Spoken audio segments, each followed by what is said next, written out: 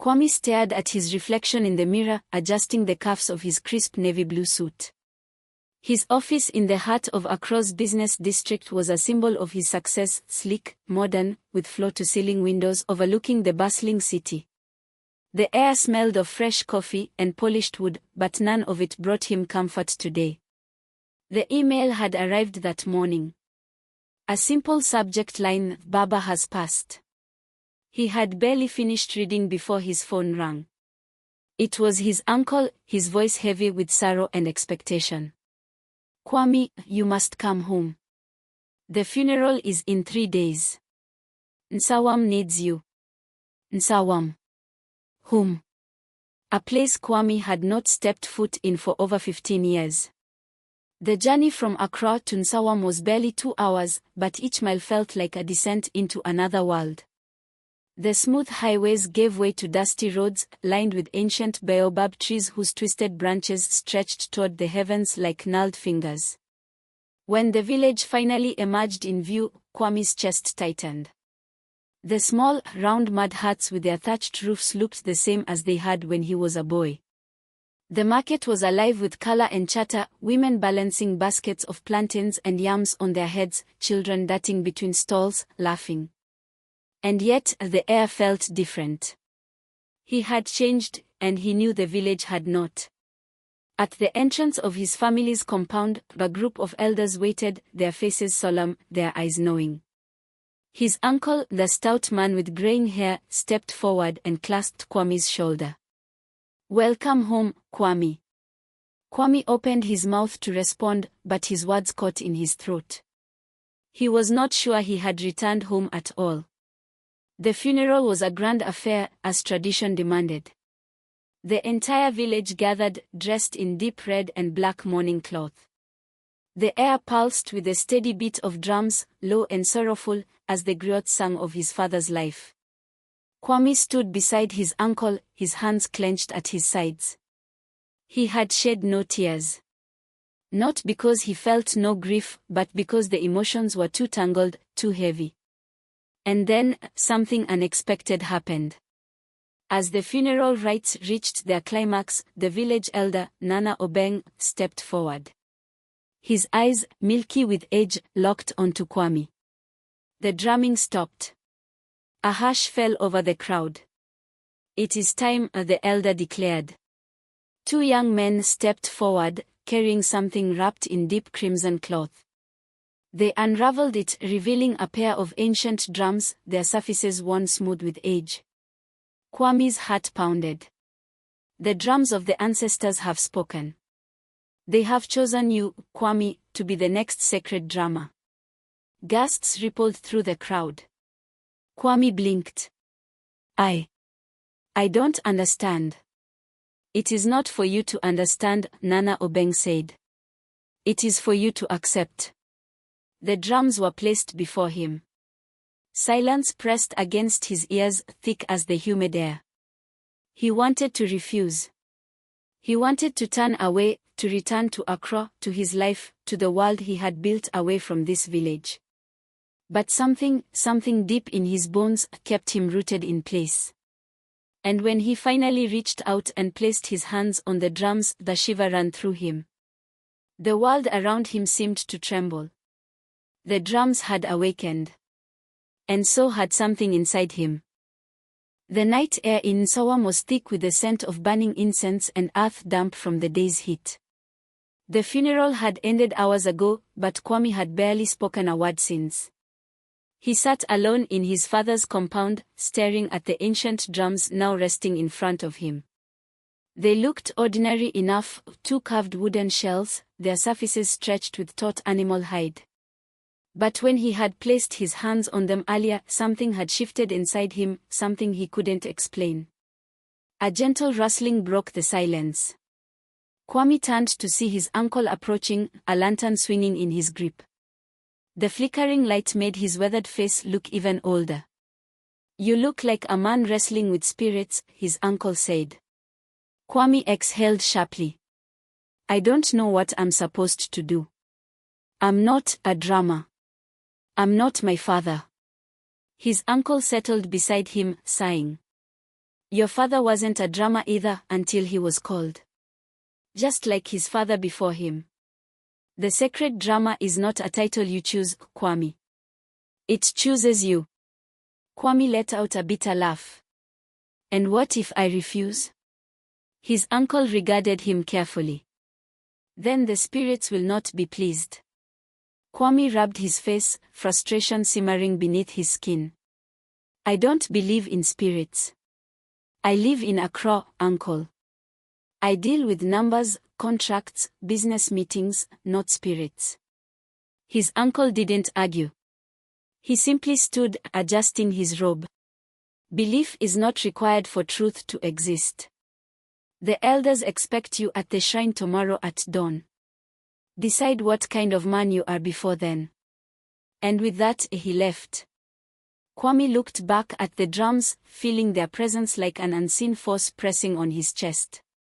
He didn't realize he had drifted into sleep until the dreams came. He was standing in a vast, open field. The sky above him churned like smoke, shifting between twilight and dawn. Around him, a circle of figures in flowing robes hummed a deep, resonant tune. The sound vibrated through his bones. Then, the drums began to play. Not by human hands, but by something unseen, each strike echoing like a heartbeat, sending ripples through the ground. Kwame turned, searching for the source, but the landscape twisted. He was no longer in the field. He was in the village, but everything was distorted. The huts were stretched and shadowed, their doors gaping like open mouths. A dark presence loomed at the edge of his vision, something vast and watching. Then he heard it. A voice, deep and layered, whispering in a language older than time. The blood of the drummer runs deep. But the debt remains unpaid. A sharp pain tore through his chest. He gasped. And woke up. His heart was hammering, sweat beading on his forehead. The drums sat before him, silent. But he could still feel their rhythm beneath his skin. By dawn, Kwame had made his decision. He arrived at the village shrine, a modest clay structure covered in sacred symbols, its entrance marked by cowrie shells. The elders were waiting, seated in a semicircle. Behind them, villagers gathered to watch. Nana Obeng, the eldest of them all, nodded approvingly as Kwame stepped forward. You have heard the call. Kwame swallowed, his throat dry. I don't understand it, but I will learn. Nana Obeng smiled. Good. Then let the training begin. He motioned, and a man stepped forward. He was tall and lean, his body wrapped in a simple cloth. His eyes were sharp, calculating. This is Badu. He was your father's apprentice. Now, he will be your teacher. Badu gave Kwame a long, assessing look before speaking. You have much to learn. But first, you must understand, these are not just instruments. They are the voices of the ancestors. They do not sing for the unworthy. He gestured for Kwame to sit before the drums. Strike them. Kwame hesitated, then placed his palms against the hide. It was cool beneath his touch. He struck once, an uncertain, hollow sound. The villagers exchanged murmurs. Badu shook his head. Again. Kwame struck harder. The sound was louder, but empty. Badu sighed. You play with your hands, but not with your spirit.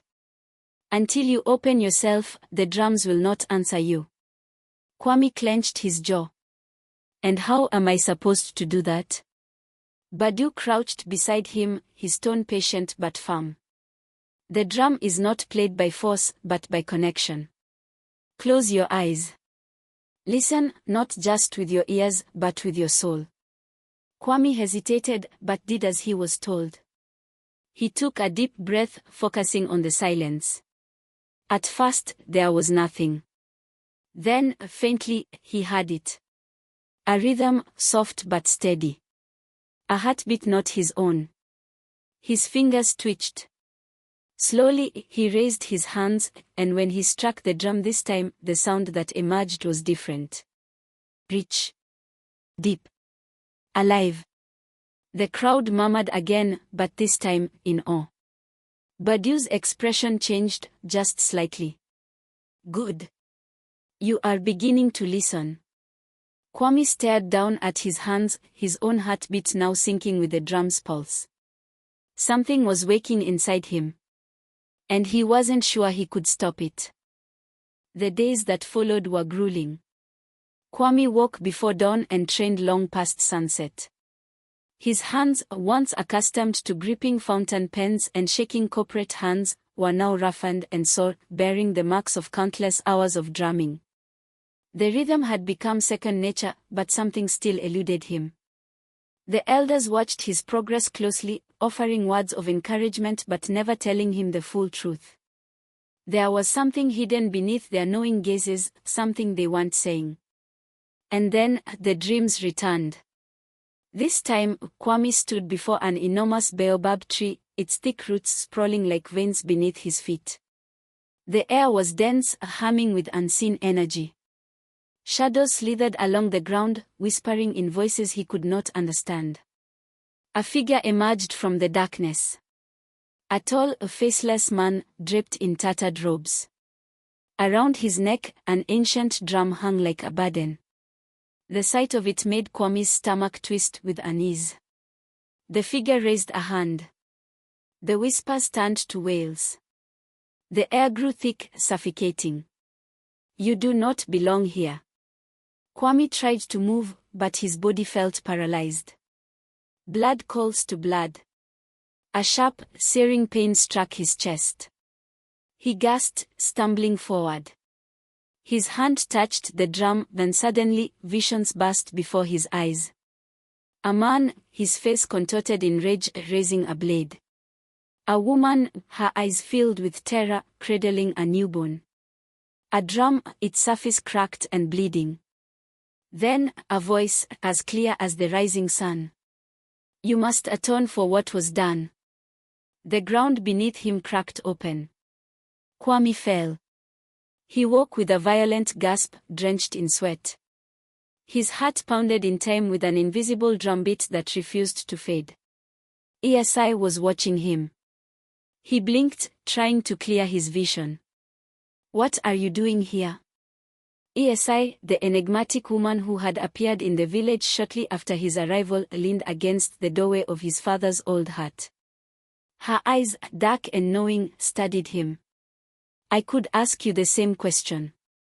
Kwame sat up, rubbing his face. It was just a dream. ESI stepped closer, her gaze sharp. Are you sure? Something in her tone made Kwame pause. What do you know? He asked. She hesitated, then finally said, Come with me. ESI led him deep into the forest, the canopy thick above them. The air smelled of damp earth and old magic. After what felt like an eternity, they reached a small clearing. In the center stood a shrine, weathered by time but still pulsing with energy. This is where it happened, ESI said. Kwame frowned. Where what happened? ESI turned to him, her expression unreadable. The betrayal. The curse. A chill ran down Kwame's spine. Tell me. She took a deep breath. Your ancestor, Kwaku the drummer, was chosen, just like you, to be the sacred drummer. But he was ambitious. He wanted more than the power of the drums. He wanted immortality. So he made a deal. Kwame's throat tightened. With who? ESI's voice dropped to a whisper. With a spirit that should never have been summoned. She gestured to the shrine. He offered blood in exchange for power. And when the spirit came to collect, he refused to pay his debt. Kwame stared at her, his pulse hammering. What was the price? ESI hesitated. The firstborn of every generation. Until the debt is paid. The word struck Kwame like a physical blow. His father. His grandfather. Every firstborn son, gone before their time. A curse. His curse. Kwame's hands clenched into fists. And the drums? What do they have to do with it? ESI stepped closer, her voice gentle but firm. They are the key. The only thing powerful enough to break the curse. But to do that, you must finish what Kwaku started. You must face the spirit. Kwame swallowed hard, his mind reeling. And if I fail? ESI held his gaze. Then the curse continues. And you will be the next to die. The forest around them seemed to hold its breath. Kwame looked down at his hands, scarred from days of drumming. He had spent his life running from his past, from this village, from everything it represented. But there was no running from this. He had been chosen. And now, he had to face his destiny. The night before the battle, Nsawam was eerily quiet. The villagers sensed a shift in the air, something heavy, something ancient, stirring from the depths of time. Kwame sat before the sacred drums, his heart hammering like a trapped bird in his chest. The weight of his ancestors pressed upon him, their voices murmuring in the wind, in the rustling trees, in the distant cries of nocturnal creatures. ESI knelt beside him, a small clay bowl in her hands. The flickering fire between them cast moving shadows across her face. You are afraid, she said softly. Kwame exhaled sharply. Of course, I am. I spent my life in boardrooms and city streets. Now, I am supposed to face a spirit that has haunted my bloodline for generations. ESI studied him for a moment before dipping her fingers into the bowl. She reached for his face, smearing cool, white clay in slow strokes along his brow, his cheeks, his chin. This is not just about you, Kwame. This is about all those who came before you. Your father. Your grandfather. The sons who never lived to tell their stories. Their fate was sealed before they could fight. But you have a chance. Kwame's jaw tightened. He wanted to argue, to deny that this was his burden. But deep down, he knew she was right. The visions, the voices, the calling, it had all led to this. He turned to her.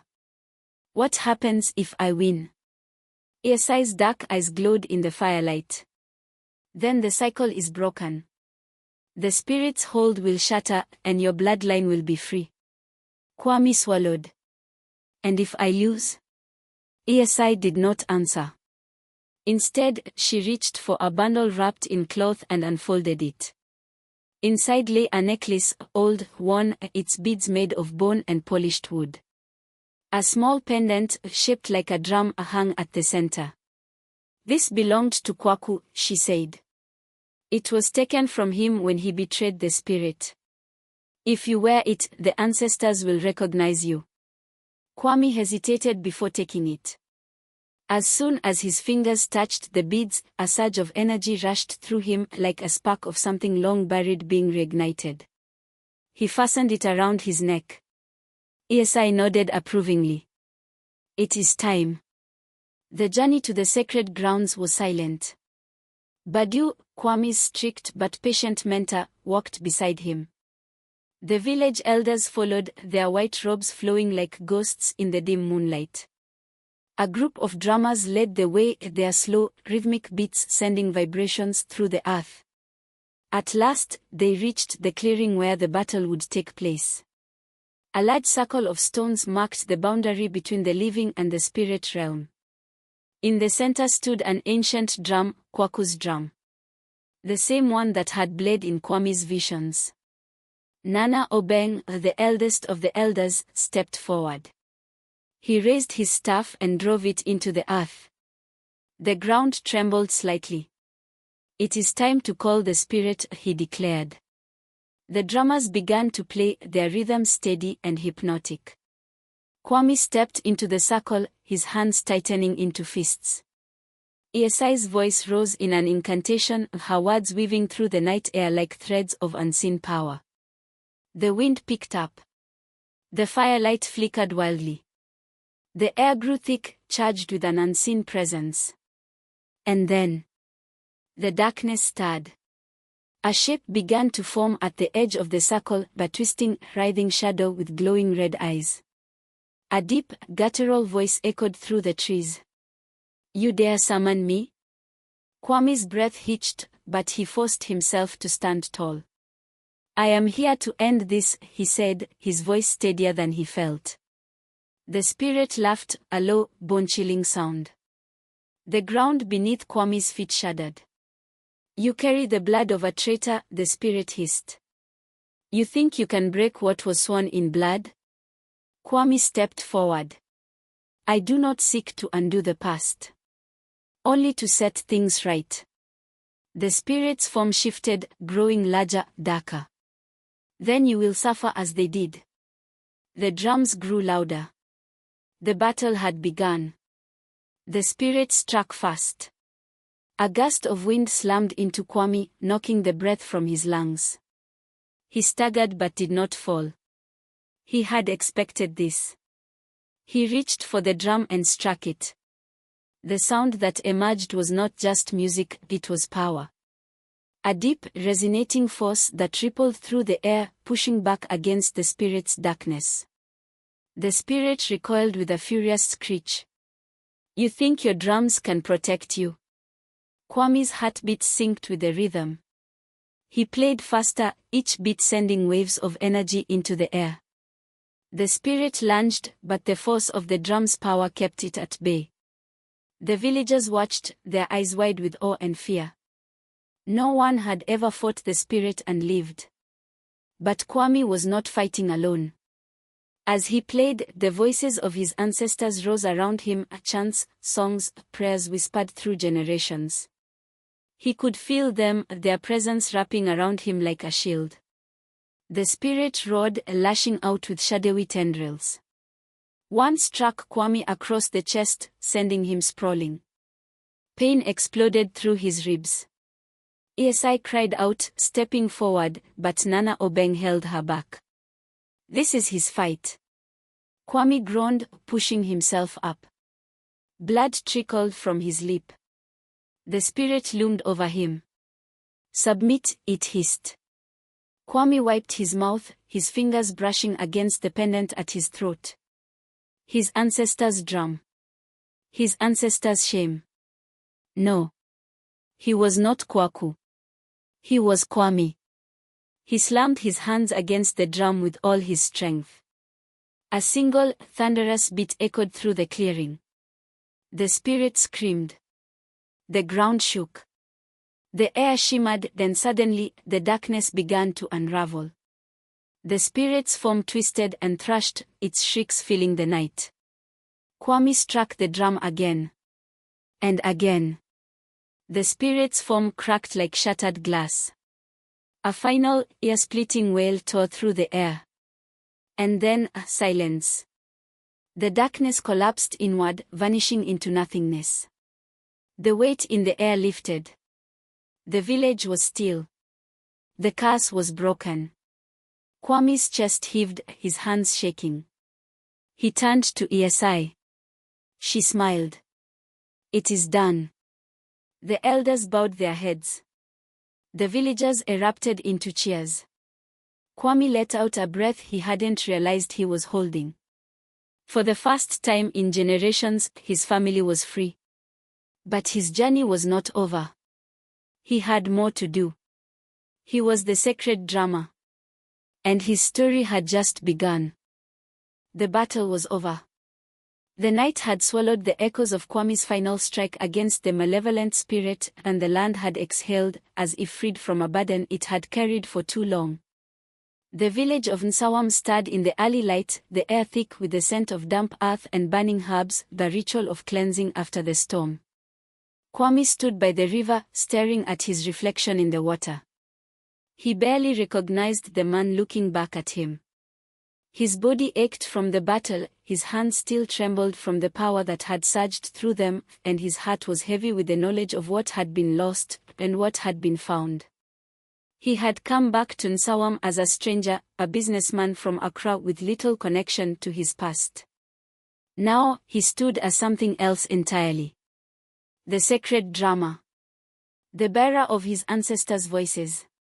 The last in a long line of men who had once wielded the drum's power with reverence and duty. Behind him, the village was waking. People moved cautiously, their voices hushed, their eyes filled with questions. Was it truly over? Would the spirits finally be at peace? Could they trust that their days of fear had ended? Kwame turned at the sound of soft footsteps behind him. Esi approached, carrying something wrapped in red cloth. He met her gaze, searching for answers in those deep, knowing eyes. It belonged to your ancestor before he lost his way, she said, unwrapping the bundle. Inside lay an old drum, its wood worn smooth by generations of hands. The carvings along its rim told a story of power, of betrayal, of redemption. Kwame hesitated before running his fingers over the instrument. The drum had once been an instrument of destruction when wielded by Kwaku, his ancestor who had brought the curse upon their family. But now it had been returned to its rightful purpose. He sought power, Esi murmured, watching him. But you sought balance. That is why you succeeded where he failed. Kwame exhaled, gripping the drum tightly. He had won the battle, but a different challenge awaited him now. He had a choice to make. The village elders gathered before the sacred grove, where the great ancestral drums were kept. The air was thick with the scent of burning incense, and the rhythmic beat of the elder drummers pulsed like a heartbeat beneath the ground. The chief stood at the center, his ceremonial robes heavy with woven symbols of wisdom and leadership. The time had come. Kwame stepped forward, the ancestral drum in his hands. The crowd parted for him, watching in silence, waiting for his decision. The chief raised his voice, his deep tones carrying across the gathering. Through trial and sacrifice, Kwame has restored the path of the sacred drama. The spirits have tested him, and he has proven worthy. Let the ancestors hear our voices. The villagers erupted in cheers, but Kwame barely heard them. He knelt before the chief, head bowed. The moment he accepted this role, his life would never be the same. The elder poured sacred water over his hands. From this day forward, your hands belong to the ancestors. Through them, their voices shall speak. Nana Obeng stepped forward, pressing his palm to Kwame's forehead. From this day forward, your mind shall carry the wisdom of those who came before. The past is yours to remember, and the future yours to shape. Esi moved closer, holding a leather cord strung with small beads of bone and wood, the mark of the sacred drama. She tied it around his wrist, her fingers lingering just slightly against his skin. From this day forward, your heart is bound to the rhythm of this land. You are not just the keeper of the drums, Kwame. You are their voice. Kwame looked into her eyes, feeling the truth of her words settle deep inside him. She had guided him here, through the darkness, through the fear. And now, she was offering him something more, belonging. The chief nodded. Rise, Kwame, sacred drama of Nsawam. Kwame rose. The elder drummers struck their instruments in unison, and the village erupted in song and dance. The weight of the past began to lift, replaced by something new. Something powerful. As the celebration continued, Kwame stepped away, watching as the people moved in rhythm to the heartbeat of the drums. The same drums that had once brought fear now brought joy. Healing. A future. Esi joined him, a knowing smile on her lips. You did well. Kwame chuckled, shaking his head. I don't even know what happens next. You learn, she said simply. You listen. You teach. The drums will guide you. Kwame nodded. He was no longer the man who had arrived in Nsawam for a funeral, thinking only of the city he would return to. That life was behind him now. He had found his way back to his roots, to his people, to himself. He looked at Esi. And you? Will you stay? Esi's smile deepened. I have always been here, Kwame. You were the one who needed to find your way back. Kwame turned to the firelight, to the faces of his people, to the drums that waited for his hands. He had found his way back. And he was never leaving again.